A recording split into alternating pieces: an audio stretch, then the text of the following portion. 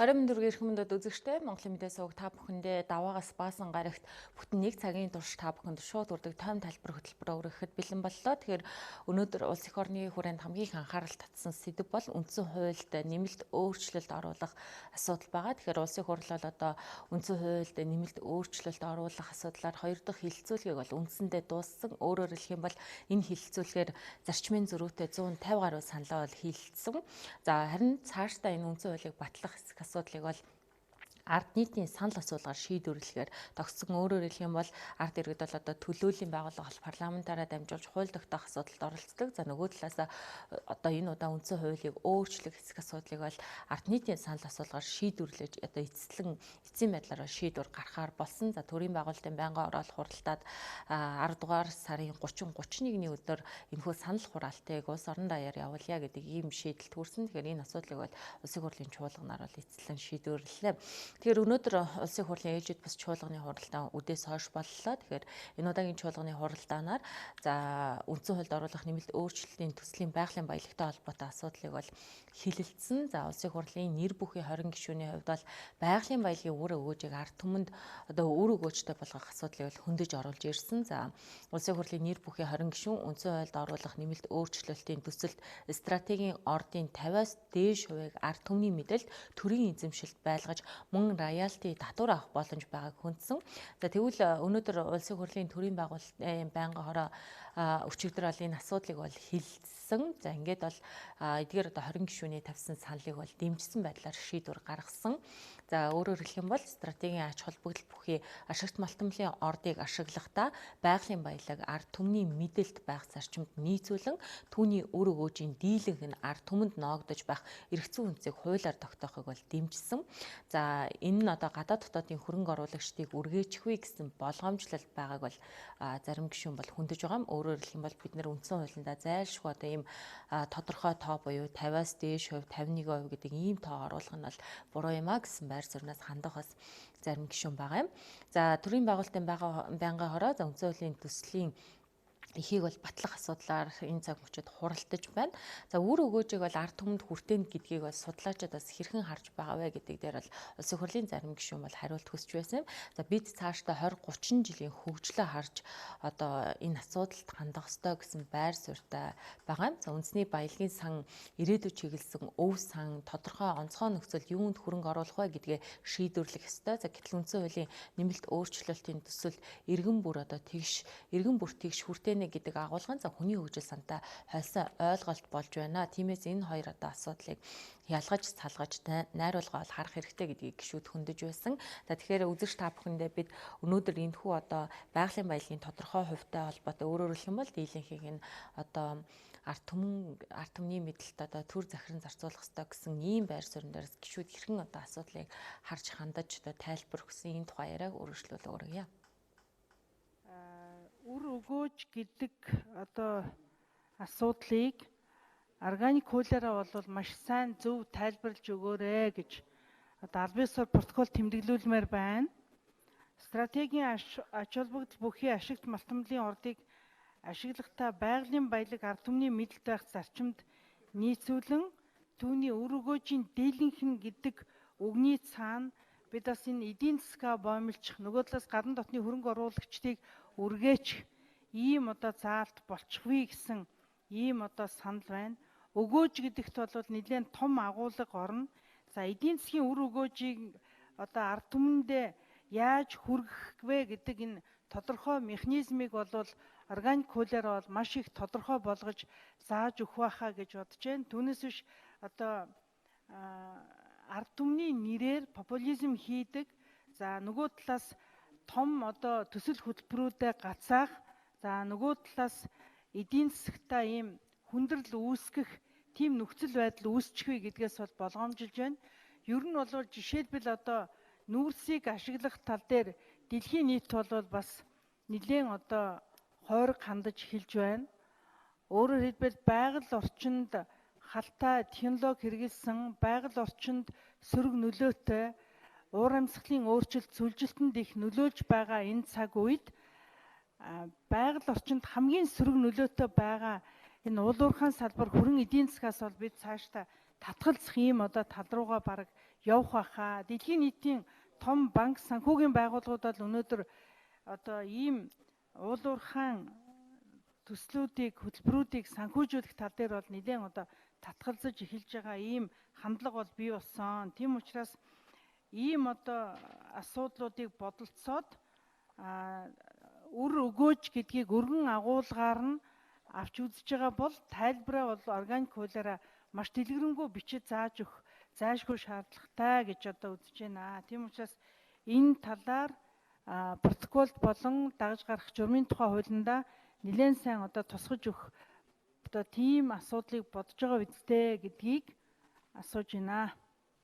За энэ удаагийн үндсэн хуулийн нэмэлт өөрчлөлтийн бас нэг амин чухал гэж хэлж болох одоо заалт бол энэ байгалийн баялагын үр өгөөжийг ард түмэн хүртэхтэй холбоотой асуудал байгаа.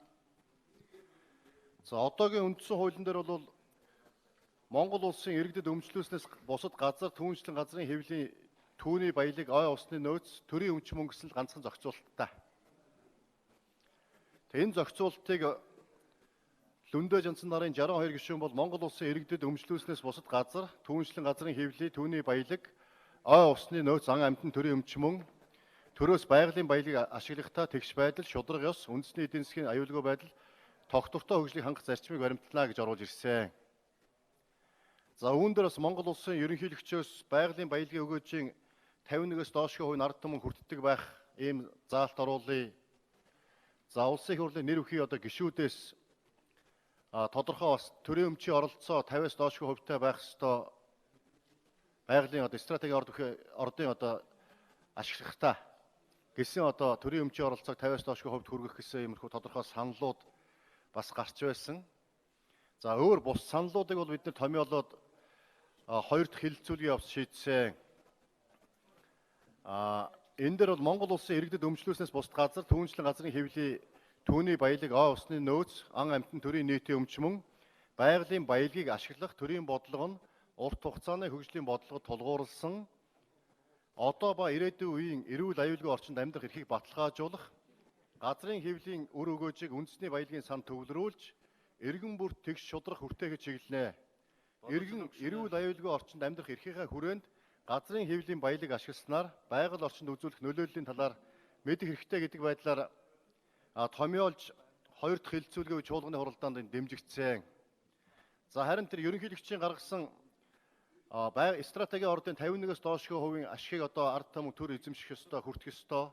За их хурлын гишүүдийн гаргасан стратегийн ордыг ашиглахдаа төрийн оролцоог 50-аас доошгүй хувь байх ёстой гэсэн саналуудыг чуулганы хуралдааны хэлэлцүүлгийн явцад улсын их хурлын дараагаас бас чиглэл өгч байнгын хороо дараагийн шатны хэлэлцүүлгээр энийг анхаарч тийм эргэж бас найруулж оруулж ирээ гэсэн чиглэлийг өгсөн. За үүний дагуу улсын их хурлын төрийн байгуулалтын байнгаар хуралдаад стратегийн ач холбогдол бүхээс ашигт малтмлын ордыг ашиглахдаа байгалийн баялаг ард түмний мэдэлд байх зарчим нийцүүлэн төрийн оролцоог хуулиар тогтооно гэсэн томьёол оруулж ирсэн. За энэ томьёол дээр бол манай бас гишүүд бас санал нийлээгүй. Ийм учраас төрийн байгуулалтын байнгаараас хуралдахдаа ажлын хэсгээ хуралдуулъя гэд чиглэл өгснөд байгаа ажлын хэсгээс хуралдаад аль томьёол үлээ. Тодорхой томьёол оруулж ирсэн. Энд стратегийн ач холбогдол бүхий ашигт малтмлын ордыг ашиглахдаа байгалийн баялаг ард түмний мэдэлд байх зарчим нийцүүлэн түүний үр өгөөжийн дийлэнх нь ард түмэнд ноогдож байх эрхцэн үндсийг хуулиар тогтооно гэдэг байдлаар ажлын хэсэг томьёолж за санал гаргасан бас 20 гишүүн дэмжсэн байгаа. Одоо ингэж томьёологд орж ирж байгаа. Төрийн байгуулалтын байнгын хурал дээр тэр байгалийн баялагын үр өгөөж гэсэн үг маань ямар утгаар ойлгогдох вэ гэдэгт бас нэлээд сайн ярилцсан. Энэ дээр ярилцж байгаад татвар, төлбөр, хураамж, татварын дараах одоо ашиг энэ бүх одоо асуудлууд энэ үр өгөөж гэдэгт нэгдсэн одоо тийм ерөнхий утгаараа ойлгогдноо. Түүнээс бусдаа зөвхөн одоо ашигын одоо 50-аас дээш шүү гэдэг агуулгаар ойлгогдохгүй шүү гэдгийг бас харилцсан ярилцаж ойлголцож санал хурааж дэмжигдсэн.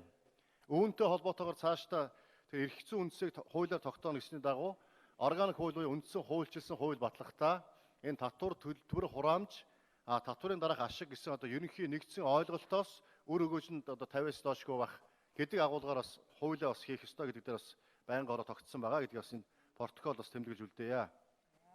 За хоёрдугаарт нь дийлэнх нь гэдэг үгийн асуудлыг бас бид нар ярьсан. Одоо ердийн олонх гэх юм бол 51% гэж үздэг, дийлэнх гэх юм бол 66-аас дээш гэж үздэг, үнэмлэхүй олонх гэх юм бол 75%-аас дээш гэж одоо тоон утгаар илэрхийлэгддэг. Энэ тогтсон одоо ойлголтоор биш ээ. Энд орсон дийлэнх гэдэг үг нь дийлэнх олонх гэсэн үг биш. Дийлэнх гэдэг үгийг болвол 50 дээр нэмэх нь 1-ээс дээш гэсэн утгаар ойлгон шүү гэдэг байдлаар бид нар бас байнгын хорон дээр ойлголцож, санал хураагдаж, энэ санал дэмжигдсэн.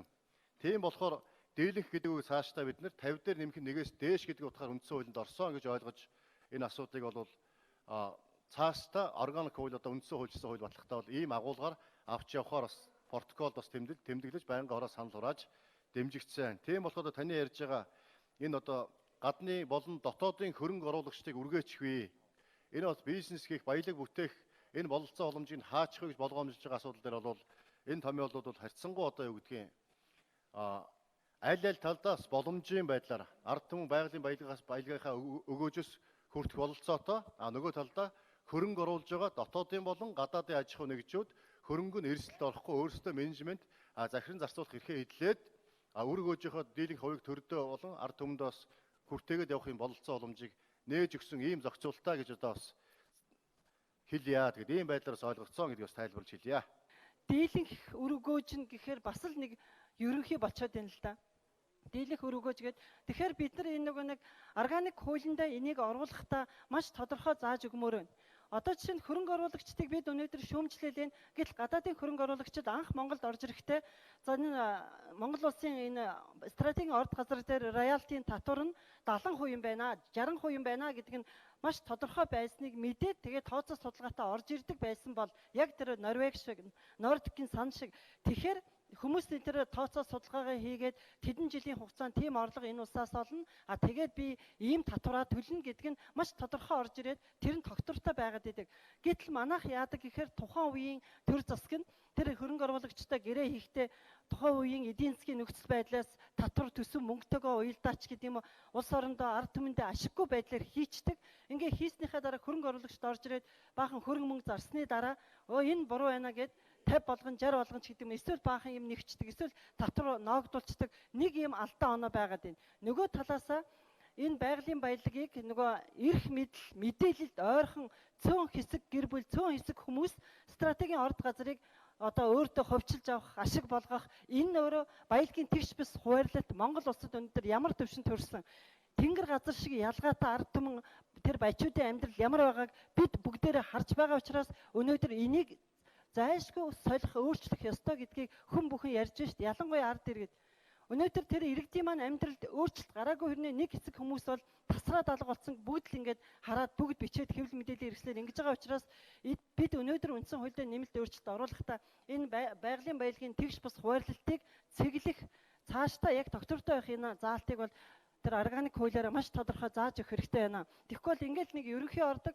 Тэгэл дахиад дараагийн нөгөө эрх мэдээлэлд ойрхон хүмүүс нь өөртөө ашигтайгаар эргүүлээл авчдаг. Энэ байдлууд сүүлийн том ордуудаас харагдаж байна шүү дээ. Тийм учраас энийг бас бид нар тодорхой зааж өгөх ёстой гэдэг байр суурьаа илэрхийлмээр байна. Энэ удаагийн үндсэн хуулийн нэмэлт өөрчлөлтөөр бид нар төрийн нийтийн өмч гэдэг одоо тийм үү хэсэг бүлэг хүмүүс нь төрийн нэрийн өмнөөс захиран зарцуулахгүй байх ёстой. Энэ бол төрийн нийтийн өмч ард түмний хяналтын дор ард түмний оролцоотойгоор зарцуулан шүү. Төрийн нийтийн зориулттай өмч учраас энийг одоо юу гэдгийг төргээд дураараа мэдэхгүй шүү гэдгийг нэгдүгээрт нь зохицуулж өгч байгаа.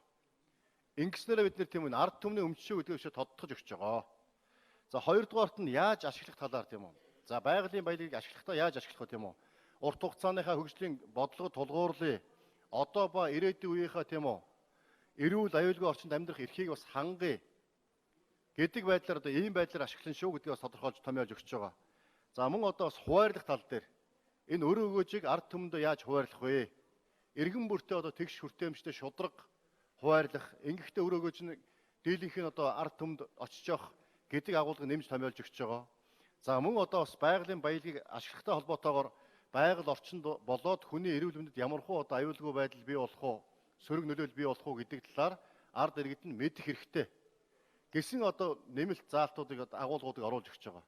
Тийм болохоор үндсэндээ одоо өнөөдрийн үндсэн хуулийн хүчин төгөлдөр үндсэн хуулиас энэ заалтууд нь өшөө илүү дэлгэрүүлсэн, баяжуулсан, өнгөрсөн одоо 20 жилийн хугацаанд 20-30 жилийн хугацаанд гарсан алдаа дутагдал дээр сургамж аваад цаашдаа ийм алдаа дутагдал гаргахгүй байх үднээс одоо ийм хамгаалсан, зохицуулсан зохицуултууд болж өгч байгаа гэдгийг бас таны асуултанд хариулъя. Тэгээд аль болох одоо агуулга зарчмыг үндсэн хуулиндаа тусгах нь за энэ агуулга үндсэн хуулинд тусгасан агуулга зарчмын хүрээнд үндсэн хуульчилсан хуулиудаараа түүнийг бас дэлгэрүүлж, наривчилж маш тодорхой болгож одоо зохицуулах заалтыг бол тэр органик хуулиараа зохицуулж явна гэдгийг бас танд хэлье. Стратеги гэдэг ойлголт бол яг зүгээр нэг талаасаа олон улсад аваад үзэхээр Монголоос өөр газар бол стратегийн орд газар гэдэг асуудал бол бараг байхгүй. Энэ бол нэг талаасаа зүгээр нийтлэг хэрэглэгдэх жишг маань бол цэрэг дайны зориулттай гэдэг юм уу, зайлшгүй нөөцлөх ёстой бүтээгдэхүүн гэдэг юм уу, тухайн тэр эрчим мууч газрын тус гэдэг юм уу, ийм зүйлэн дээр хэрэгждэг. Стратегийн түүхийд эсвэл стратегийн бүтээгдэхүүн, за магадгүй стратегийн салбар гэдэг нэг тийм нийтлэг жишг бол байгаа. Тэгэхээр бид нар альва зүгээр одоо юу гэдгийг өмнөх органик хуулиудаар байсан алдаа оноогооч гэдэг юм уу, үндсэн хуулийн дээр оруулахдаа бол ямар нэг байдлаар бол дэлхийн стандартаар шүүж тунгааж бол би оруулах ёстой байж л гэж бас хараад байгаа. Энэ үгийг бол яг бид нар одоо нэгэнтээ шинэ үндсэн хуулийн эрх зүйн орчныг бид нар нэмэлт өөрчлөлтөөр бий болгож байгаа учраас өндөр эдийн засгийн өндөр ач холбогдолтын орд газарч гэдэг юм ийм үгээр үгэн сольжиж болоод дараагийнхаа ашиглалтын хуулиудаар ч гэсэн энийг засалруулад явчих боломжтой байсан асуудлыг одоогийнхоо органик хуулиндаа хөтлөгдөж үндсэн хуулийн дээр гадаад нэр томьёо нэг ийм дэлхийн нийтлэгч гэхээр бол ойлгомжгүй стандарт юм ухтхууныг бол бид нар бий болгож байгаа маань нэг л тийм буруу зүйл өчлөг шараад байгаа. Тэгэхээр бид нар энэ уулуурхайн салбарт стратеги гэж юу гэж үзэх юм? Эсвэл дэлхийн ойлголт буюу бидний монголчуудын стратеги гэдэг хоёр асуудал чинь бол хоёр өөр чигт байгаад байна гэдэг асуудлыг би бас энэ протокол тусгуулж хэлэх гээд байгаа. Тэгээ болж игэл уг нь бол энэ салбар дах одоо юу гэдэг нь тэр стратегийн тухай ойлголтыг дэлхийн жишгт нь ойртуулж одоо ижилшүүлэх гэдэг юм уу те ойртуулах тийм л шаардлага уг нь бидэрт байсныг энэ дээр нэг шинэ гадаад үгээр шинэ одоо өөрсдийнхөө өмнө нэг ус төржиж бий болгож гаргаж ирсэн энэ ойлголттой бол бүр ингээд үндсэн хуульчлаад их хуулийн дээр тусгаад оруулж өгж байгаа нь буруу зүйл болж байгаа шүү байна. Өнөөдөр яг бид нар 2007 оны улсын их хурлын 27 дугаар тогтоолоор баталсан 15 л орд газар байгаа. Стратегийн орд хэмээх энэ ойлголтын дотор. Гэтэл 2007 оноос хойш нэмэгдэж байгаа орд гэдэг юм уу, нэмэгдэж байгаа нөөцөө нэмэгдэж бүтгүүлэх хүсэлтэй компанич гэдэг юм уу, тийм зүйл бол байхгүй болчиход байгаа. Бүгд одоо юу гэдгийг энэ бидний ойлгож байгаа ойлголтоос чинь ордоо жижиглэх, нөөцөө нуун дарагдуулах гэдэг юм уу, тийм хандлага бий болчиход байна.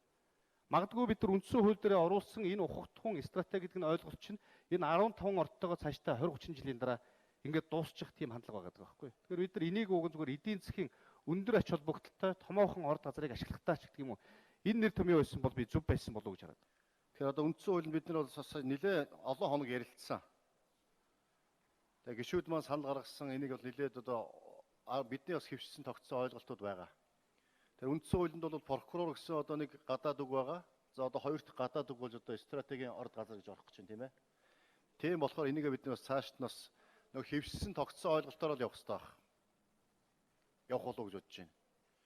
Тэгэхээр одоогийн ашигт малтмалын тухай хуулинд бол стратегийн ач холбогдол бүхий ашигт малтмалын ордтой холбоотой тодорхойлт байгаамаа. Нэр томьёо тодорхойлт.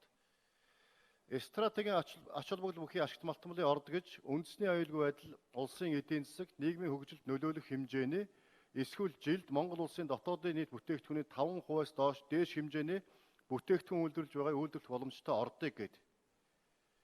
Энийг бол нэлээд одоо хэдэн онд юмдээ одоо томьёолоод өгсөн. Ийм одоо 2006 онд тийм ээ 2006 онд ингээд томьёолоод өгсөн. Үүнээс хойш одоо яг ингэж хэлэгдээд сурцсан байгаа. Тэгэхээр энэ томьёолоор л бид нар явж байгаа. Өөрөөр хэлэх юм бол яг энэ стратеги орд гэдэг бол цаашдаа одоо байгаа ордуудыг үнэлээд үзэх юм бол саяны нэр томьёодны тодорхойлолт шалгуурт нийцэж явах ёстой. Шинээр бий болох ордыг үнэлээд үзэх юм бол энэ шалгуурт нийцэж явах ёстой. Ингээд нийцэж явах юм бол стратегийн ач холбогдол бүхий орд ашигт малтмалын орд гэж үзнэ гэдэг. Энэ ордуудад л үндсэндээ үндсэн хуулийн заалт хамаарнаа. За мөн одоо стратегийн ач холбогдол гэсэн үгийн оронд эдийн засгийн өндөр үр ашиг бүхий гэсэн үг оруулж болохгүй байсан юм гэсэн асуудал ярьж байна л да.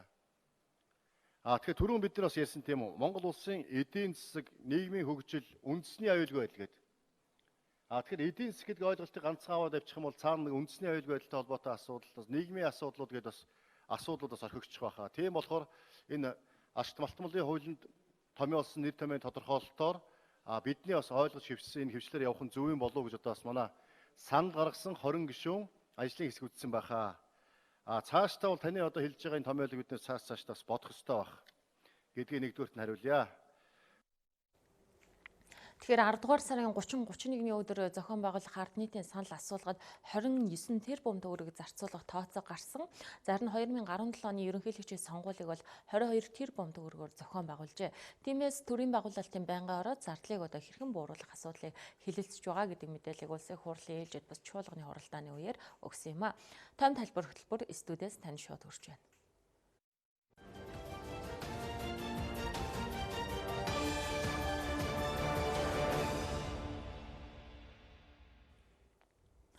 Үндсэн хуульд оруулах нэмэлт өөрчлөлтийн төслийг эцсийн дүндээ ард түмэн батлах шийдвэрт улсын хурал хүрсэн. За тодорхойлбол ард нийтийн санал асуулгаар одоогийн үндсэн хуулиа өөрчлөх эсэхийг шийдвэрлэх юм.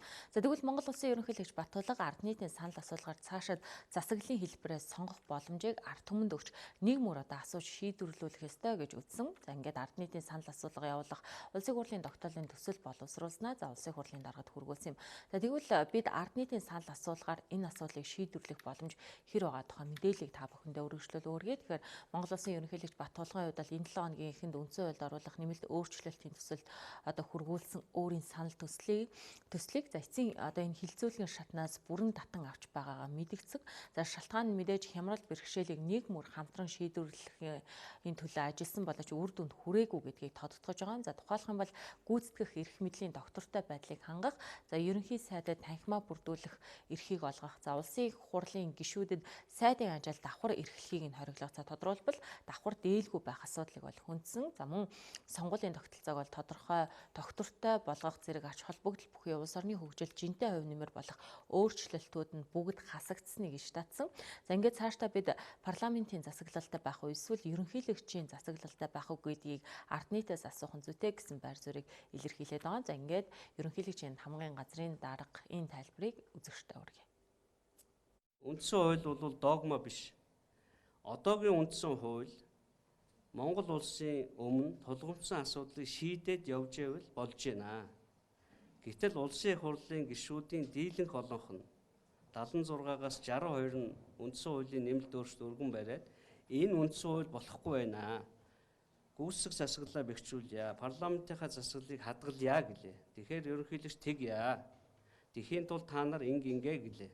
Гэтэл тэрнийгээ устгаад одоо жижиг дунд үйлдвэрийн зээл авсан 40 гишүүн байна. Тэрэндээ хариуцлага тооцож чаддгүй ийм арчаагүй парламенттай байснаас улс орны өмнө тулгымцсан асуудлыг шийдэж чаддаг засаглалын ямар хэлбэр байх нь сонир биш.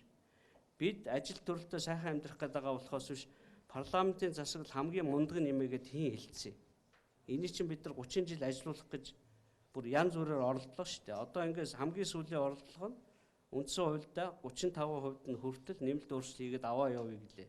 Тэр дахиад ажиллахгүй нэ.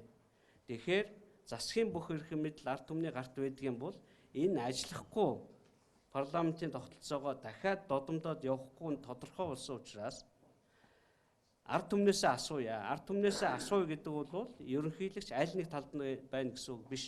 Ард түмэн аль нэгийг сонгоо.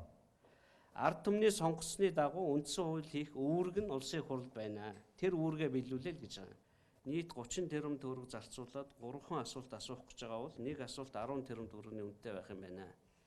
Тэгэхээр улсын хурал нэг асуулт асуухын оронд 2 асуулт асуучгаа гэдэг ийм саналыг өргөн барьж байгаамаа. Тэгэхээр Монгол улсын ерөнхийлөгч үндслэлтэй бол хуулийн зарим одоо зүйл заалтыг иш татсан байгаа. За энд тухайлах юм бол ард нийтийн санал асуулгын тухай хуулийг бол онцолж байгаа. За харин нөгөө талдаа хуульчид ард нийтийн санал асуулгаар засаглалын хэлбэрийг асуух нь бол хууль зүйн хүрээнд боломжгүй гэдгийг тайлбарлаж байгаа. За учир нь 2010 онд батлагдсан одоо Монгол улсын үндсэн хуульд нэмэлт өөрчлөлт оруулах журмын тухай хуулиар бол төслийг зөвшөөрөх үү эсвэл татгалзах уу гэдгийг л ард түмнээс асууна. Өөрөөр хэлэх юм бол 3 дахь одоо асуултыг оруулах юм хууль эрхцэн боломжгүй. За бидний хувьд бол одоо энэ яг үндсэн хуулийг зохицуулсан юм наривчилсан хуулиар асуудалд хандах ёстой гэдэг ийм байр суурийг илэрхийлж байгаамаа. Одоо өчигдрийн санал бол үндсэн хууль нэмэлт өөрчлөлт оруулах журмын дагуу судалгаа хийгдээгүй, иргэдийн санаа бодлыг сонсоогүй, холбогдох байгууллагуудаас ямар санал аваагүй ийм байдлаар боловсруулагдаж одоо өргөн баригдсан байна. Нөгөө талаар тус журмын хууль заасны дагуу улсын хурал одоо 1-2 дугаар хилцүүлгийг хийх ёстой. 2 дугаар хилцүүлгийг хийгээд одоо улсын хурлын нийт гишүүний 4-3-аас доошгүй буюу 57-оос доошгүй гишүүдийн саналаар дэмжсэн ийм одоо үндсүүлд оруулах нэмэлт өөрчлөлтийн төслийг ард нийтийн санал асуулгаар оруулах боломжтой. Тэгэхээр ерөнхийлөгчийн энэ гаргаж тавьж байгаа парламентын засаглалаас татгалзах хэсэг одоо асуудал бол саяын бүх процессын шаардлагыг огт хангаагүй байгаа. Харин 67-оос дээш гишүүдийн дэмжлэг өнгөрсөн 7 хоногт авсан улсын хурдын нэр бүхий 62 гишүүний өргөн барьсан төсөл энэ бүх шаардлагыг хангаад ард нийтийн санал асуулга руу ороход одоо бэлэн болцсон байна. За нөгөө талаас одоо энэ бол агуулгын хувьд маш том асуудал үүсгэж байгаа. Тэгэхээр ерөнхийлөгчийн одоо тэр алтан бичиг тогтоолын төсөлд бол ард нийтийн санал асуулгын тухай хуульд байгаа тэр үндсөөл нэмэлт өөрчлөлт оруулах асуудлыг ард нийтээс асуух.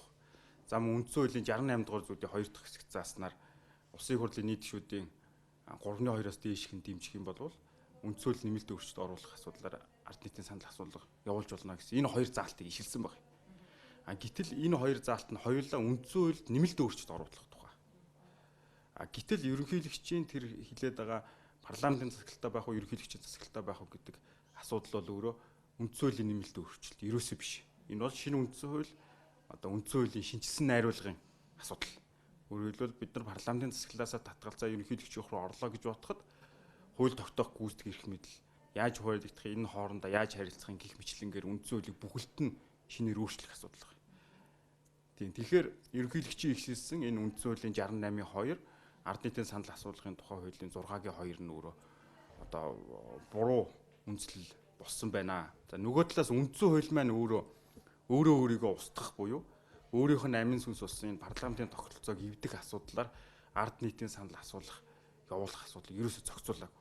Үндсэн хуулийн 68-2 бол зөвхөн энэ парламентын тогтолцоо буюу энэ үндсэн хуулийн үндсэн бүтц суурь үзэл баримталд нийцүүлж энийг бэхжүүлэх зорилгоор зарим нэг нэмэлт өөрчлөлт оруулах асуудлыг л одоо зөвшөөрсөн байгаа. За мөн үндсэн хууль нэмэлт өөрчлөлт оруулах журмын тухай хуулийн 2-ын 4-р зүйл заасан одоо шаардлагад энэ ерөнхийлөгчийн санал ерөөсөө нийцэхгүй байна.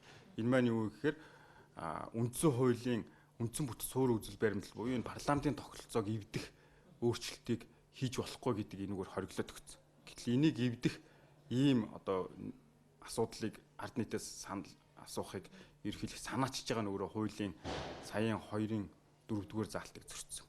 Мөн үндсэн хууль нэмэлт өөрчлөлт оруулах журмын тухай хуулийн 2-ын 4-т юу гэхээр үндсэн хуулийн нэмэлт өөрчлөлт үндсэн хуулийн нийт зүйлийн 35%-аас илүүгүй нийт 24 зүйлээс илүүг байх хэрэгтэй.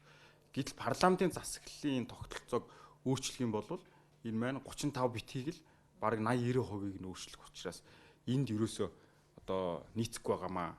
Тэгээ ерөнхийлөгчийн засаглал гэж одоо товчхондоо юу гэхээр ард түмнээс сонгогдсон ерөнхийлөгч засгийн газрыг байгуулна гэсэн үг. Өөрөөр хэлбэл ерөнхийлөгч одоогийн эрх мэдлээсээ гадна одоо засгийн газрыг тэргүүлэх ийм одоо зорилго бүхий үр дагавартай одоо саналыг гаргаж байгаа. Гэтэл үндсэн хууль нэмэлт өөрчлөлт оруулах журмын тухай хуулийн 7-гийн 1-ийн 1-т ерөнхийлөгч өөртөө одоо эрх мэдэл нэмэх, эрх хэмжээг өргөжүүлэх ийм нэмэлт өөрчлөлтийг санаачлагыг хориглосон байгаа байхгүй. Тэгэхээр энэ заалтыг бол ерөнхийлөгчийн зүгээс одоо ноцтой зөрчиж байна. Дээрээс нь ерөнхийлөгчийн хувьд бол одоо үндсэн хууль нэмэлт өөрчлөлт оруулах журмын дагуу боловсруулаагүй, хилцүүлээгүй, ийм процессын шаардлага хангаагүй төдийгүй энэ хуулиар хориглосон агуулга бүхий буюу үндсэн хуулийн үндсэн бүтц суурийн үзэл баримтлалыг эвдэх ийм санаачлагыг гаргаж байгаа нь өөрөө одоо маш ноцтой үйл болж байгаа. Үндсэн хууль нэмэлт өөрчлөлт оруулах журмын тухай хуулийн 1-2-т бол энэ хуулиас гадуур үндсэн хууль нэмэлт өөрчлөлт оруулах энэ зүйлийг бол үндсэн хуульд байгуулалт халдсан хэрэг мөн үү гэж тодорхойлсон байгаа хгүй. Тэгэхээр энэ хуулиас гадуур хууль тавьсан процессын болон агуулгын шаардлагыг огт хангаагүй ийм саналыг гинтгэн гаргаж ирж байгаа нь бол өөрөө нэг талаас дур зоргын шинжтэй нөгөө талаас үндсэн хуульд байгуулалт халдсан одоо ийм үйлдэл болж байгаа. Гэтэл Монгол улсын ерөнхийлөгч, үеийн ерөнхийлөгч, одоогийн болон өмнөх ерөнхийлөгч үндсэн хуулийн 32 дугаар зүйлийн 2-т заасны дагуу үндсэн хуулийг дээдлэн сахиж ерөнхийлөгчийн одоо үүргээ чандлан биелүүлнэ гэсэн ийм утгатай тангар хоригддог. Гэтэл өөрийнхөө одоо дээдлэн одоо биелүүлэх тангаргаа өргөсөн энэ үндсэн хуулийнхаа амин сүнсийг үгүйсгэсэн ийм зүйлийг гинт санаачилж байгаа явдал маань өөрөө Монгол улсын ерөнхийлөгчийн хувьд өөрийнхөө өргөсөн тангаргаа одоо зөрчсөн, энээсээ нятсан гэсэн ийм ноцтой үйлдэл одоо харагдаж байгаа. Тухайн үеийн ардын их хурлын гишүүд, улсын баг хурлын гишүүдийн хэлжсэнчлэн энэ хувьсгалын үр дүнд гарах үндсэн хууль батлагдсанаар хин нэг дарга хэсэг бүлэг хүмүүс биш зөвхөн хууль үндсэн хууль ноёрхдог ийм нийгмийг цогцлуулан хөгжүүлнэ гэж бүгдээрээ ярьсан. Эннийхээ үзэл санааг үндсэн хуулийн 1-2-т хууль дээдлэх зарчим гэдгээр тусгасан. Тэгэхээр Монгол улсын ерөнхийлөгч бол одоо хууль захирагдах ёстой. Тэгэхээр хууль дээдлэх зарчим гэж юу вэ гэхээр хамгийн гол нь иргэд хуулийг сахин биелүүлэхээс гадна төрийн эрх мэдлийг хэрэгжүүлж байгаа аливаа байгууллага албан тушаалтан үндсэн хууль болон 34 өдөр үйлчилж байгаа бүх хуулийг ягштал баримтлагаас хамаардаг. Тэгэхээр Монгол улсын төрийн тэргүүн одоо үйлчилж байгаа үндсэн хуулиа гол амин сүнс ус парламентын тогтолцоог нь үгүйсгэсэн. 34 өдөр үйлчилж байгаа үндсэн хууль нэмэлт өөрчлөлт оруулах журмын тухай хууль мөн үндэсний аюулгүй байдлын үзэл баримтлал зэргийн эсрэг гинтхэн ийм үйлдэл гаргаж байгаа нь өөрөө энэ хууль дайдлах зарчмыг үгүйсгэж байна. Тэгэхээр эрх мэдлийг хэрэгжүүлж байгаа субъектийн зүгээс ийм үйлдэл гаргана гэдэг бол энэ ч өөрөө маш ноцтой. Үндсэн хуулийн 70 дугаар зүйлд бол аливаа байгууллага албан тушаалтын иргэн хэн бүхэн үндсэн хуулийг хэн бүхний үйл ажиллагаа үндсэн хуульдээ бүрнээр нийцсэн байх юм зарчим байна. Тэр ийм олон одоо үндсэн хуулийн болон хуулийн заалтуудыг зөрчсөн ийм одоо алхмыг өчигдөр Монгол улсын ерөнхийлөгч хийсэнд бол хувь судлаачийн хувьд энэ ардчсан улсын иргэний хувьд бол маш харамсаж байна. За тэгээд гол хэлсэн ийм алхам хийх болсон шалтгаанаа бол одоо өөрийнх нь санал болгосон үндсэн хууль нэмэлт өөрчлөлт оруулах төсөл саналуудыг бол олигтой тусгаж авсангүй, энэ нэмэлт өөрчлөлт олигтой болсонгүй гэж.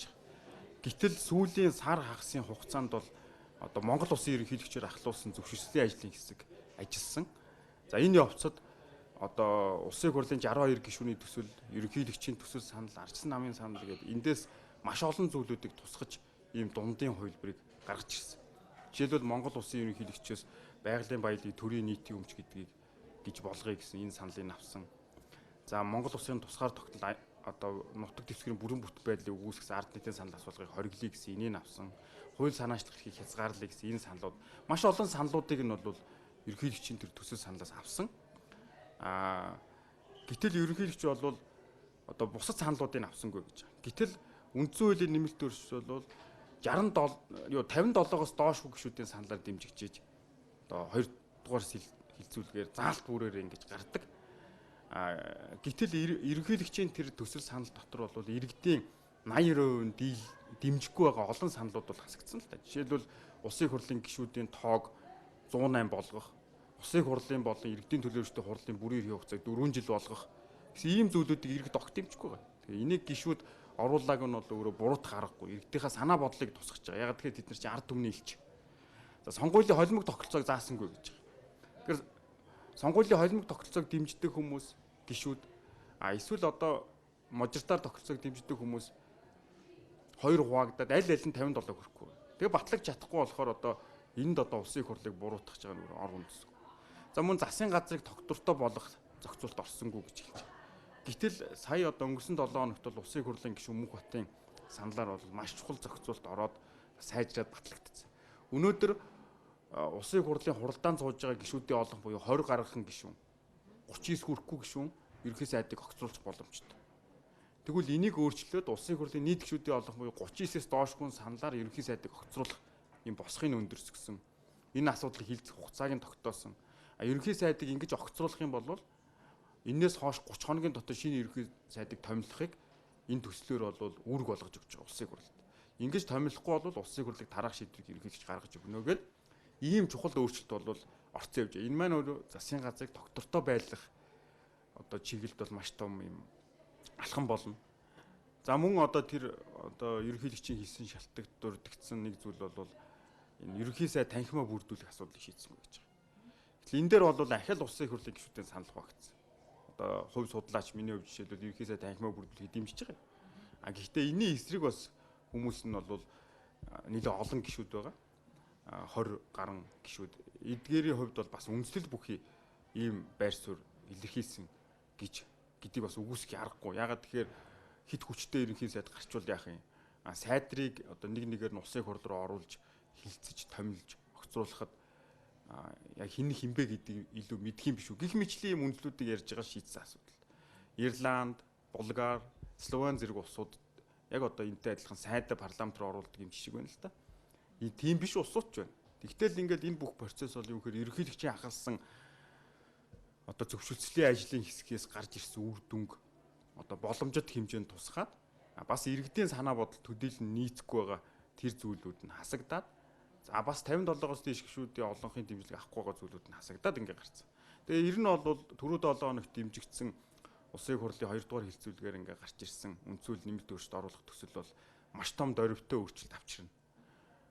Гүйцэтгэх эрх мэдлийг тогтвортой үр нөлөөтэй ашлуулж нийгмийн одоо эдийн засгийн асуудлыг шийдвэрлэх бодлогыг одоо хэрэгжүүлж үр дүнгийн үүсгэхэд бол тодорхой хэмжээнд ахиц дэвшил авчирхаар заалтууд орсон.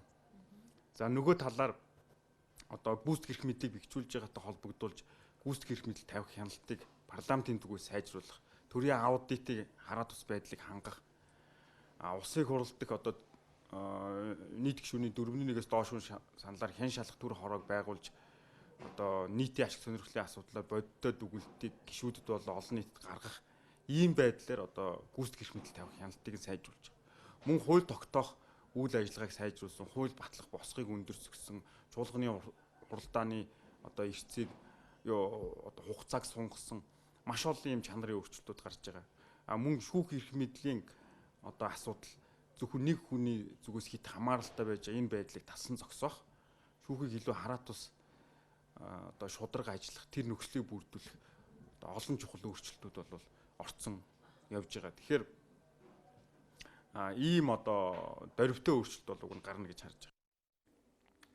Тэгэхээр бид үндсэн хуулиндаа парламентын засаглалтай байхаар баталгаажуулж өгсөн. За харин засаглалын хэлбэрийг өөрчлөх асуудал бол өөрөөр шинэ үндсэн хууль яригдах асуудал болж хувирах юмаа гэдгийг хуульч тайлбарласан юм. Ингээд дараагийн хуульч яриаг өөрчлөлөө өргөе.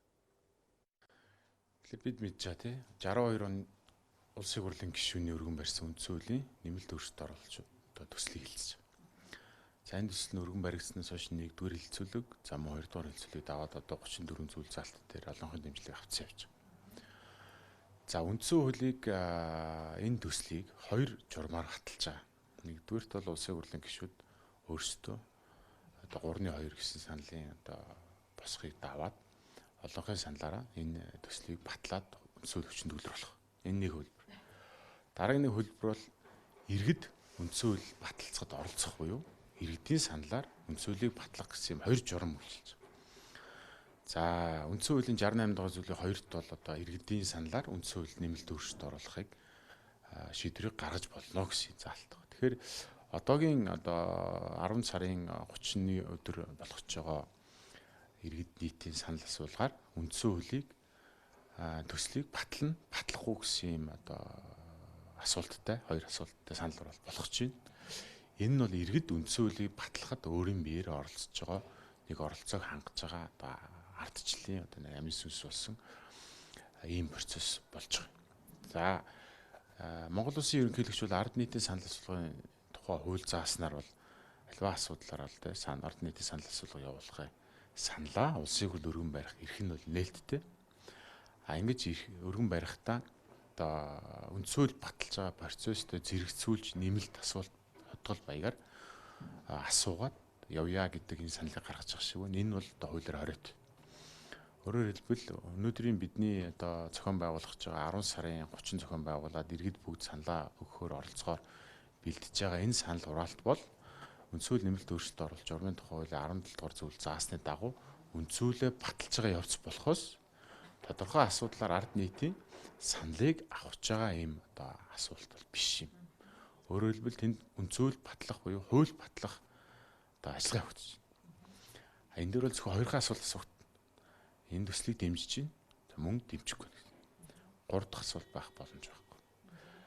Ерөнхийлөгчийн өргөн барьсан саналыг улсын хурл хүлээж аваад ард нийтийн санал асуулга явуулъя гэдэг шийдвэр гарвал энэ одоо ард нийтийн санал асуулга явуулах журмын тухай хууль заасны дагуу тусдаа зохион байгуулалтад явах бол хууль зүйн боломжтой байна.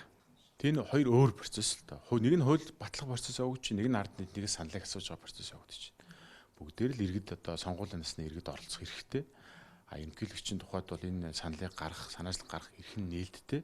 Гэхдээ үндсэн хууль баталж байгаа энэ процесстэй хамтдагч энэ асуудлыг тавих явах бол хууль зүйн ямарч боломжгүй. Тэгэхээр би түрүү хэллээ ард нийтийн санал асуулгын тухай хуулиар ерөнхийлөх санаачлах хэрэгтэй. Гэхдээ ямар асуудлыг ард нийтээс асуух вэ гэдэг бас тодорхой хязгаартай. За өчтөр танилцуулснаар бол засаглалын хэлбэрийг буюу ерөнхийлөгчийн парламентын аль хэлбэрээр явах уу гэдгийг асуу гэж томьёолсон байна лээ. Тэгэхээр Монгол Улсын үндсэн хуульд бид 92 онд батлахдаа ямар нэгэн эргэлзээгүйгээр эцлээд хоёрдмол утгагүйгээр парламентын засаглалын хэлбэрийг сонгоцсон. Энэ үндсэн хуулийг бид хэлбэрлэлтгүй сахин биелүүл үүрэгт тэр дундаа төрийн өндөртэй далан тушаалтна тийм. Монгол Улсын ерөнхийлөгч энэ үндсэн хуулиар зохион байгуулагдсан одоо сонгуульд нэр дэвшээд сонгогдоод тангараг өргөсөн байна. Тангарагын үг дотор үндсэн хуулийг сахин биелүүлнэ. Ерөнхийлөгчийн одоо бүр эрхийг хуульд нийцүүлж хэрэгжүүлнэ гэдэг одоо үүргийг өөртөө авсан байгаа. За үндсэн хуулийг сахин биелүүлнэ гэдэг санаа юу гэсэн үг вэхээр парламентын засаглалыг хэлбэрлэлгүй дэмжих ёстой. Ийм үүрэгтэйгээ тангаргалж ийм үүргээр хүлээсэн ийм алтан тушаалтан. Нэгдүгээрт, хоёрдугаарт үндэсний аюулгүй байдлын үзэл баримтлалыг баталсан байдаг. Үндэсний аюулгүй байдлын үзэл баримтлал дээр бид парламентын засаглалын суурийг бэхжүүлж, хүний эрх хэрэгчлөөг дээдлсэн ийм ардчилсан нийгмийг байгуулах үүргийг одоо төрийн бүх байгууллагын тушаалтанд үүрсэн байна. Энэ үүргийн хэлбэрлэлтгүй биелүүлэх ажлыг зохион байгуулах үүрэг нь Монгол Улсын ерөнхийлөгч өөрт нь байна. Тэгээ үндэсний аюулгүй байдлын зүйлээр бид парламентын засаглалын хэлбэрийг одоо хэлбэрлэлтгүй сахин биелүүлэх ёстой гэдэг томгоолцсон. За үндэсний аюулгүй байдлын үзэл баримтлал олон жилийн түүхэн уламжлал алдаа онон дээр тулгуурласан юм л баримтчиг.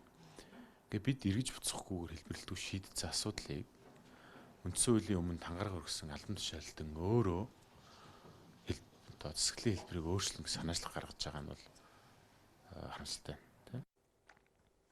Үзэгчтэй өргөжлөлтөнд та бүхэндээ хөлийн чандад анхаарал татсан мэдээлэл хүрэхээр манай тоймч Төвшин Жаргал студид ажиллаж байна. За манай улсын хувьд бол үндсэн хуульд оруулах нэмэлт өөрчлөлтийн төсөл бол олон нийтийн анхаарлын төвд байна. За хөлийн чандад хамгийн их анхаарал татсан сэдв өнөөдөр юу байсан бол? За баярлалаа үзэгчдэд өнөөдрийн мэнд хүргэе. Тэгэхээр өнөөдөр Японы засгийн газар болоод либерал ардсан намын одоо удирдах бүрэлдэхүүнд өөрчлөлт шинжилт хийж байгаа асуудал олон улсад их анхаарал татаж байна. Дараагийн нэг сэдв бол Америкийн нэгдсэн улсын ерөнхийлөгчийн үндэсний аюулгүй байдлын асуудал эрхэлсэн зөвлөхийг огцруулсантай холбоотой асуудал ихэхэн анхаарал татаж байна. За энэ хоёр сэдвийн хүрээнд өнөөдрийн тойм тайлбар хөтөлбөрөөр ярихаар одоо бэлэн болоод байна. За өнөөдөр бол Японы ерөнхий сайд Абе Шинзо засгийн газар болоод эрх баригч либерал ардсан намын удирдах бүрэлдэхүүнд томоохон халаас илгээ хийлээ. Юуны түрүүнд либерал ардсан намын удирдлагын багт өөрчлөлт хийснээ мэдгдсэн. Тухайлбал тус намын одоо нэгдсэн асуудлууд эрхэлсэн зөвлөлийн тэргүүнээр бол Шиньюичи Сузукуг томилсон. За сонгуулийн өмнөх бодлого хариуцсан хорооны даргаараа бол Хакубун Симомураг томилсон гэдэг мэдээлэл ирж байна. За гэхдээ эрх баригч намын дарга Абе Шинзо Тошихиро Никаиг намын ерөнхий нарийн бичгийн даргаар нь за Фумио Кишидаг улс төрийн зөвлөлийн даргын албан тушаалд нь хэвээр үлдээсэн байна. Өөрөөр хэлбэл либерал ардсан намын одоо удирдах зөвлөлийн бүрэлдэхүүнд багахан өөрчлөлт хийсэн байгаа юм. Харин сайд нарын танхимдаа бол эрс өөрчлөлт хийсэн тооцогдож байгаа. За энэ удаад бол танхимын 13 гишүүнийг шинээр томилсон байна. За өнөө өглөөний засгийн газрын одоо шуурхай хуралдаанаар бол хуучин танхимын одоо бүх гишүүдийн огцрох хүрэгдлийг эхлээд хүлээн авч дараа нь одоо шинэ томилгуудаа хийсэн. За хамгийн сүүлд буюу дөнгөж түрүүхэн ирж байгаа мэдээлэлээр бол шинэ засгийн газрын бүрэлдэхүүнийг Японы эзэн хаан батламжилсан гэдэг мэдээлэл ирж байна. За юуны дөрөнд гадаад хэрэг батлан хамгаалахын сайдуудыг өөрчилсөн байгаа юм. За 2017 оноос хойш гадаад хэргийн хамыг тэргүүлсэн Таро Коног бол батлан хамгаалахын сайдаар томилсон гэдэг мэдээлэл ирж байгаа. За түүний оронд бол эдийн засгийн сэргэлтийн асуудал эрхэлсэн сайдын албыг хашиж байсан Тошимуцу Мотегийг гадаад хэргийн сайдаараа томилсон байна. За Мотегигийн хувьд бол Америкийн нэгдсэн улстай хийж байгаа худалдааны яриа хэлцээнд Японы төлөөлөгчдийг тэргүүлэн оролцож байсан гэдгээрээ алдартай нэгэн. За мөн эдийн засаг, худалдаа аж үйлдвэрийн яамыг тэргүүлэх үүргийг бол сангийн сайдын орлогч сайдаар ажиллаж байсан ишүү Сугавара төгсөн гэдэг мэдээлэл байгаа юм. За харин байгаль орчны сайдаар Японы ерөнхий сайд гэсэн Жуничиро Койзумигийн хүү Шинжиро Койзумиг томилсон нь ихээхэн анхаарал татаж байна. Японы хэвлэлүүд энэ талаар нэлээд төлхөө мэдээллийг өгж байна. За Шинжиро Койзумигийн хувьд бол 38 настай. За дэлхийд дайны дараах Японы түүхэнд ийхүү хамгийн залуу сайдуудын 3-т бичигдэж байгааг хэвлэлүүд нь онцолж байгаа юм. За сайдрын танхимын ерөнхий нарийн бичгийн дарга Йошихиде Суга сангийн сайд Таро Осаноор бол шин танхимд өмнөх албан тушааллаа хашихаар ийхүү үлдэж байна. Ийхүү Японы ерөнхий сайд өнгөрсөн оны 7 дугаар сард болсон парламентын дээд танхимын сонгуулийн дараах анхны томоохон халгаан сэлгээгээ засгийн газар болоод эрх баригч намдаа хийгээд байна гэдгийг онцолж байгаа. За өнгөрсөн 7 дугаар сард болсон сонгуулийн дүнгээр бол эрх баригч эвслийнхэн дийлэнх холонхын байр суурь хадгалж үлдсэн. Гэхдээ өмнөх амжилтаа баттгаж бол чадаагүй. За эрх баригч намын удирдах бүрэлдэхүүндээ болоод сайдрын танхимдаа ийхүү томоохон өөрчлөлт оруулсан Абе Шинзогийн шийдвэрийг бол удахгүй тус улсад болох гол өөрчлөлт үйл явдлуудын бэлтгэл гэж мэргэжилтнүүд тодорхойлж байгаа. За юуны түрүүнд ирэх 10 дугаар сараас тус улсад хэрэглээний татварыг нэмэхээр төлөвлөж байгаа. За үүнд бол Японы засгийн газар ихээхэн бэлтгэлтэй байгаа. Иргэдийн хувьд энэ татварын нэмэгдэл дарамт болохгүйгээр за үнийг зохицуулахад сайдрын танхимын гишүүд гол үүрэгтэй гэж харж байгаа юм.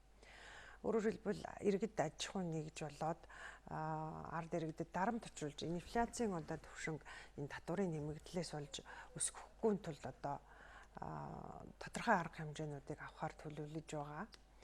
За түүнчлэн тэтгэврийн насыг нэмэх, за шуудангийн салбарын хувьчлал гэдэг амаргүй ажлууд бол Абе ерөнхий сайдын танхимыг хүлээж байгаа. Гол нь үндсэн хуулинд нэмэлт өөрчлөлт оруулах төлөвлөгөөгөө хэрэгжүүлэхийн тулд ийм халаа сэлгээ хийлээ гэж харж байгаа ажиглагчид ихээхэн байна. За ерөнхий сайд Абе Шинзо бол Японы үндсэн хуулийн 9 дэх буюу инхийн гэж тодорхойлдог зүйл заалдад нэмэлт өөрчлөлт оруулахаар төлөвлөж байгаагаа өмнө нь зарласан. За өнөөгийн геополитикийн нөхцөл байдал бүс нутгийн энэ докторгүй байдал зэрэгтэй холбоотойгоор бол Япон улс бол өөрийн гэсэн зэвсэгт хүчинтэй болох шаардлагатай гэж үзэж байгаа. Тийм ч учраас энэ зүйл заалтыг өөрчлөх ёстой гэж баталж байгаа юм. За 70 жилийн өмнө батлагдсан одоо хэрэгжиж байгаа Японы үндсэн хуулийн энэ заалтаар бол Япон улс зэвсэгт хүчинтэй болох за хэлийн чандад бусад улс орнуудтай хамтарч цэргийн ажиллагаанд оролцохыг хориглодог. Гэхдээ бол ийм нэмэлт өөрчлөлтийг үндсэн хуулинд оруулахын тулд эхлээд мэдээж парламентын олон хороо дэмжих ёстой. Өөрөөр хэлбэл 3-2-оор парламентын олонх дэмжинэ ёстой. Үүний дараа бүх нийтийн санал асуулгаар энэ үндсэн хуулийн нэмэлт өөрчлөлтийг дэмжих хэсгийг шийдэх ёстой. За ерөнхий сайд бол сайдрын танхимдаа өргөн хүрээтэй өөрчлөлт оруулсан ч гэсэн засгийн газрын тогтвортой байдлыг хангахыг хичээж шинэ сорил бэрхшээлүүдэд бэлэн байхыг чармаасан гэдгээ энэ ташрамд мэдэгдэж байгаа. За харин шинжээчдийн хувьд бол түүнийг намын дотоод тэнцвэрийг хадгалахын тулд засгийн газарт ч тэр намдаач тэр халаа сэлгээ хийж ерөнхийдөө ээлж солилоо гэж дүгнэцгээж байна. За өнгөрсөн онд бол ерөнхий сайд мөн л сайдрын танхимаа бүрэн бүрэлдэхүүнээр нь огцруулж өөрчлөлт хийж байсан. Гэхдээ энэ удаагийнх шигээр ийм өргөн хүрээтэй өөрөөр хэлбэл олон сайд нарыг шинээр томилсон халаа сэлгээг 2012 оноос хойш хийгээгүй гэдгийг Японы мэргэжилтнүүд сануулж байгаа. За мөн ерөнхий сайд Абе Шинзогийн бүрэн эрхий хугацаа 2021 оны сонгуулиар дуусах тул ахаад ийм том хэмжээний өөрчлөлт хийхгүй байхаа гэж үзэж байгаагаа бас илэрхийлж байна. За Японы гүйцэтгэх дээд засаглал бол засгийн газарт буюу сайд нарын танхимд төвлөрдөг. Сайд нарын танхим 14 гишүүнээс бүрддэг ихэвчлэн онцгой тохиолдолд 17 гишүүнээр бүрдүүлсэн ийм тохиолдол бий. За сайд нарын танхимын гишүүдийг томилох, огцруулах эрх нь бол засгийн газрын тэргуунд бүрэн байдаг. Гэхдээ парламентаас засгийн газарт итгэл үл хүлээлгэх юм бол за сайд нарын танхимыг бас огцруулах боломжтой. За сайд нарыг томилохдоо эзэн хаанаар бас баталгаажуулдаг. Энэ бол зүгээр хэлбэрийн чанартай ийм одоо алхам гэдгийг бас зарим ажиглагчид хэлдэг. За засгийн газрын гишүүдийн тал хувийг парламентын гишүүдээс сонгодог ийм одоо журам дүрмтэй. За засгийн газар Японы парламентд үйл ажиллагаагаа тайлагнах үүрэгтэй байдаг юм байна. Are calling the reshuffle a friend cabinet or a revolving door cabinet as Abe has reappointed. За дараагийн бидний онцолж байгаа сэдв Америкийн нэгдсэн улсын ерөнхийлөгч үндэсний аюулгүй байдлын зөвлөхийг огцруулсантай холбоотой асуудал юм. За өнгөрсөн шөнө бол Америкийн нэгдсэн улсын ерөнхийлөгч Дональд Трамп үндэсний аюулгүй байдлын асуудал эрхэлсэн энэ зөвлөхийнхаа албан тушаалаас Джон Болтныг огцруулж байгаа гэдгээ зарласан. За түншлэн Болтны оронд түүний орлогч Чарли Каперменийг үр гүйцэтгэгчээр одоо томилсон байгаа. За Америкийн нэгдсэн улсын ерөнхийлөгчийн хэвлэлийн нарийн бичгийн дарга орлогч Хоган Хидли бол энэ тухай албан ёсоор мэдгдсэн байгаа. За тэрээр мөн Болтны бодлого үйл ажиллагаа ерөнхийлөгч Трампын одоо байр суурьтай зохицож нийцээг уучир ийм шийдвэр гаргасан гэдэг тайлбарыг хийсэн байгаа. За харин Америкийн нэгдсэн улсын төрийн нарийн бичгийн дарга Майк Помпео бол Болтон одоо энэхүү албан тушаалаасаа огцорсон ч гэсэн Америкийн нэгдсэн улсын гадаад бодлогод одоо өөрчлөлт орохгүй гэдгийг тэмдэглэн хэлсэн байна. За энэ хооронд энэ албан тушаалд томилогдох магадaltaй хүмүүсийн одоо нэрийг хэдийн одоо хэвлэлүүд тодруулж жагсаагаад эхэлсэн байна. Жишээлх юм бол CNN-ийнхэн бол Ираны асуудал хэрэгсэн тусгай альж төлөөлөгч Брайан Хукийг хамгийн ихэнд одоо Джон Болтны оронд томилогдно гэж нэрлэж байна. За Брайан Хук бол энэ албыг хашихыг өөрөө сонирхож байгаа гэдэггүй. Цагаан ордондоо бас тодорхой нэр хүндтэй гэж CNN тэмдэглэсэн байна. За түүнчлэн ерөнхийлөгчийн үндэсний аюулгүй байдлын асуудал эрхэлсэн зөвлөх байсан Герберт Макмастерийн орлогчоор жилийн туршид ажиллаж байсан чөлөөндөө гарсан хурандаа генерал Рики Уотделыг за Болтны оронд томилогдох магадaltaй хүнээр нэрлэж байна.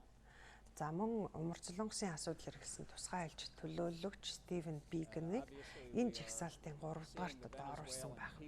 Энэ мэтчлэн 10 гаруй хүний нэрсийг одоо жагсаасан байна. За Болтныг огцруулах болсон шалтгааны тухайд гэх юм бол сүүлийн үед Америкийн нэгдсэн улсын төрийн нарийн бичгийн дарга Майк Помпео болоод за ерөнхийлөгч Трамп болон за Болтны хоорондоо одоо энэ санал зөвлөлтөд эрс хурцсан талаар олон одоо мэдээлэл Америкийн хэвлэлээр гарах болсныг сануулж байгаа. Вашингтон Постынхан гэхэд ерөнхийлөгч Трамп гадаад бодлоготой холбоотой гол шийдвэрүүдээ гаргахдаа Болтноос аль болох зайгаа авах болсон тухай бичиж байсан. Гол нь одоо Афганистан, Иран, Умард Солонгос, Сирийн асуудлыг зохицуулахад чиглэгдсэн Вашингтоны хүчин чармаалттай холбоотой асуудлаар санал зөвлөлтөө ихээхэн гарах болсныг тэмдэглэж байсан. Тийм учраас шалтгааныг нь үүнтэй холбож байна. За Джон Болтны тухайд бол 2018 оны 4-р сарын 8-наас ерөнхийлөгч Дональд Трампын үндэсний аюулгүй байдлын асуудал эрхэлсэн зөвлөхөөр томилогдсон ажиллах болсон. За ерөнхийлөгч Трампын тэрээр бол 3 дахь зөвлөх. Түүний өмнө энэ албыг Майкл Флинн, Герберт Макмастер нар хашиж байсан юм. За ерөнхийлөгч Трампын хувьд бол эх 7 хоногт шин зөвлөхийнхөө нэрийг зарлана гэдгээ мэдгдсэн байгаа. За харин энэ хооронд ерөнхийлөгч Трамп зөвлөх Болтон нарын одоо хооронд үүссэн санал зөвлөлтөөний тухай хэвлэлүүд одоо онцгойлон бичиж байгаа. Шинжээч мэргэжилтнүүдийн хувьд бол X зөвлөх Болтон Трамп ерөнхийлөгчийнхоос илүү одоо дайсагнасан байр суурь баримтлагч нэгэн гэж тодорхойлж байгаа. За түүнийг ийхүү огцруулснаар гадаад бодлогын чиглэлээр гарсан зарим удаа алдаа завхарлуудаа тогох хүнтэй боллоо гэж тодорхойлогчид бас гарч байна. Гол нь Болтон эрс хатуу шийдвэр угаасаа гаргадаг. Буулд хийх боломжийг ч нэг их авч хилцдэггүй тооцогддог нэгэн. За энэ нь Америкийн улс төрчдийн шүүмжлэлийг ихээр дагуулах нь бий. За Венесуэлд бол төрийн эргэлт хийхийг оролцсон Америкийн нэгдсэн улсыг Ирантай золтой л одоо дайтуулчихсангүй. За ер нь Америкчуудыг эрсдэлд оруулах үед одоо тийм аюултай хүн хэмээн Виржин мужаас Сенатад сонгогдсон гишүүн Ричард Блейк саяхан мэдэгдэж байсныг өнөөдөр хэвлэлүүд дахин одоо сөхөж сануулж байна. За Трамп ерөнхийлөгч үндэсний аюулгүй байдлын зөвлөх Болтныхоо дайсагнасан одоо энэ авирыг тогтоон барьж байгаа гэдгээ нэгэнтээ мэдэгдэж байсныг бас тэмдэглэж байгаа юм. За сүүлийн үед Болтны мэдэгдэл ерөнхийлөгч Трампынхтай их зөрөлдөх болсныг хэвлүүлж сануулж байгаа. Тэр тусмаа Сирийн нутгаас Америкийн цэргийг гаргах асуудалтай холбоотойгоор энэ илт мэлтрэгдэх болсон. 2018 оны 12 дугаар сард бол ерөнхийлөгч Трампын цэцэг захиргаанаас ерөнхийлөгчийн үүрэг болгосноор Арабын бүгд найрамдах энэ улсаас цэргээ гаргаж эхлэе гэж мэдээлж байсан. За гэвч дараа сард нь буюу энэ оны 1-р сард Джон Болтон эсрэг мэдээлэл хийж эхэлсэн. Исламын улс бүлэглэлийг бүрэн бут нэргэж Курдуудыг хамгаалтанд авах эсгээс Америкийн цэргийг гаргах үйл явц шалтгаална гэдгийг мэдэгдэж байсан. За юугүй ийхүү цэргээ гаргах үйл явцыг эхлүүллээ гэж хэвлэлүүд дамжуулж байсан. Ийхүү одоо батлагдаагүй үнэг хүрчгээд байгаа зэрэгээс нь харахад сөргөлдөөнийг харж болохоор байгаа. За Умар Солонгосын асуудал дээр мөн юм байсан. Трамп ерөнхийлөгч харьцангуй айдуу зөөлөн бодлого баримтлахыг хичээж чармааж байсан бол Болтон эрс хатуухан тулгын шаардлагыг Пинянд тавьж байсан. Тиймээс эрс эсэргүүцэж байсан учраас зэрэггүй бүсэд умардын удирдагчтай гинтийн уулзалт хийх санаагаа хэрэгжүүлэхийн тулд Трамп ерөнхийлөгч түүнийг Монгол руу илгээсэн гэдэг асуудал хүртэл яригдж байсан нь нууц биш юм. За ер нь Болтны сүүлийн үеийн байр суурь мэдээлэлтэй холбоотойгоор түүнийг бол хэтэрхий их эрх мэдэл идэлэх болсон. Би даажсан бүр ерөнхийлөгчөөс ч одоо ийм хараад бодлого баримтлах боллоо гэдэг шүүмжлэл гарах болсонтой холбоотойгоор өнөөдрийн шийдвэр гарсан болов уу гэдэг таамаг байна. За олон улсын давцанд бас төрөмгийн бодлого явуулахад түлхсэн гол хүнээр Болтныг нэрлэгчид гарч байгаа юм. За Болтныг огцруулсан Трампын шийдвэрийг бас сонгуулийн өмнөх кампанитаа холбосон тайлбарч гарч байна. За тодорхойлбол Америкийн ерөнхийлөгчийн сонгуулийн өмнөх кампанит Трамп инхийг сахиулагчийн дүрээр тодрон гарч ирэхийг чармааж байгаа учраас түүний нэр хүндэд хор учруулагчдаас эхнээс нь ийхүү салж байна гэдэг дүгнэлт гарч байгаа юм. За үүнтэй холбоотойгоор Болтны оронд илүү одоо айдуу зөөлөн бодлоготой хүнийг томилох тухай яригдж байна. За одоогоор энэ талаарх шинэ мэдээлэл ирсэн даруйд бид үзэгч та бүхэндээ тойм тайлбар болон цагийн үр төлбөрөөр хүрэх болно. Энэ үрээд бидний тайлбар өндөрлөж байна. Баярлалаа. Үзэгч та бүхэн өөрчлөлтөн ойрын өдрүүдийн цаг агаарын мэдээг хүлээн авч үзсэн. Үлгээд өдөртөө 11 градус, Улаангом 15 градус, Ховдод өдөртөө 14 градус бороотой, Алтайд 8 градус, Улаастад 13 градус, Тосон цэнгэлд 13 градус, Баянгорт 14 градус, Мөрөн шөндөө 4 өдөртөө 17 градус, Хатгал шөндөө тэг өдөртөө 13 градус, Цэцэрлэг шөндөө 4 градус өдөртөө 12 градус, Хар хорин шөндөө 7 градус өдөртөө 13 градус, Арвахир шөндөө 6 градус өдөртөө мөн 13 градус дулаан байна. Булганд шөндөө 7 градус өдөртөө 17 градус дулаан байна. Дарханд шөндөө 8 өдөртөө 16 градус дулаан байна. Эрдэнэтэд шөндөө 7 градус өдөртөө 15 градус дулаан байна. Чойр шөндөө 10 градус өдөртөө 18 градусын дулаан байна. Сүхбаатарт шөндөө 7 градус өдөртөө 18 градусын дулаан. Зүүн хараа шөндөө 10 өдөртөө 18 градусын дулаан. Зөмөд шөндөө 8 градус өдөртөө 12 градусын дулаан. Багнуур шөндөө 6 өдөртөө 14 градусын дулаан. Чингис шөндөө 11 градус өдөртөө 21 градусын дулаан. Баруун урт шөндөө 13 өдөртөө 24 градусын дулаан. Чойбалсан шөндөө 13 өдөртөө 24 градусын дулаан. Мандалговьд шөндөө 11 градус өдөртөө 17 градус дулаан байна. Далан задагдад шөндөө 11 өдөртөө 19 градус дулаан байна. Хамбогдод шөндөө 16 өдөртөө 22 градус дулаан байна. Сайншанд шөндөө 16 өдөртөө 21 градус дулаан байна. Замын үдэд шөндөө 15 градус өдөртөө 25 градусын дулаан. Харин Улаанбаатар хотод шөндөө 10 градус өдөртөө 14 градусын дулаан байна. Үзэгч та бүхэн тойм тайлбар хөтөлбөрийн 5 гарагийн дугаар студиэс шууд үрлээ анхаарлаа хандуулсанд баярлалаа.